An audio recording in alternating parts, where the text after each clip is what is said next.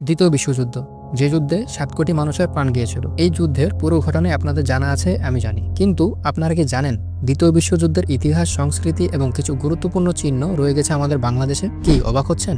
হ্যাঁ, ঠিকই শুনেছেন। আমাদের সকলের পরিচিত এবং প্রাণপ্রিয় শহর চট্টগ্রাম। এই চট্টগ্রামের গোলপাহাড় এবং প্রবর্তক মোড়ের মাঝামাঝি বাদশা মিয়া রোড। এই রোডে অবস্থিত চট্টগ্রাম অয়া সিমেট্রি। চট্টগ্রাম অয়া সিমেট্রি শুধু একটি সমাধিস্থল নয়, এটি একটি ঐতিহাসিক নিদর্শন। এটি দ্বিতীয় বিশ্বযুদ্ধের একটি গুরুত্বপূর্ণ প্রতীক। এখানে সমাধিস্থ করা হয়েছে 734 জন সৈনিককে। তাদের মধ্যে শুধু ব্রিটিশ সৈনিকই নয়, ছিলেন অস্ট্রেলিয়া, কানাডা, ভারত, বার্মা, পূর্ব ও পশ্চিম আফ্রিকা এবং এমনকি জাপানের সৈনিকরাও। প্রতিটি সমাধির উপর রয়েছে একটি করে সমাধি পাথর, যেখানে সেই সৈনিকের নাম, পদবি এবং তার মৃত্যুর তারিখ খোদাই করা। এই সমাধি পাথরগুলো এক একটা যেন এক একটা গল্প বলে, যা আমাদের নিয়ে যায় ইতিহাসের সেই অন্ধকার অধ্যায়ে। এটি দ্বিতীয় বিশ্বযুদ্ধের সময় চট্টগ্রামের ভূমিকার কথা স্মরণ করিয়ে দেয়। চট্টগ্রাম ওয়ার সিমেট্রি গিয়ে যদি একবার আপনি কল্পনা করেন দ্বিতীয় বিশ্বযুদ্ধের সেই সময়টা, তাহলে আপনি ফিল করতে পারবেন যুদ্ধ কতটা ভয়ানক হতে পারে। যাই হোক, চট্টগ্রামের এই ঐতিহাসিক স্থাপত্যটি চাইলে আপনি ঘুরে আসতে পারেন। প্রতিদিন সকাল 7টা থেকে 12টা পর্যন্ত খোলা থাকে এবং দুপুর 2টা থেকে বিকাল 5টা পর্যন্ত খোলা থাকে এটি। প্রবেশ করার জন্য এতে কোনো টিকিট বা কোনো টাকা পয়সা দরকার হয় না।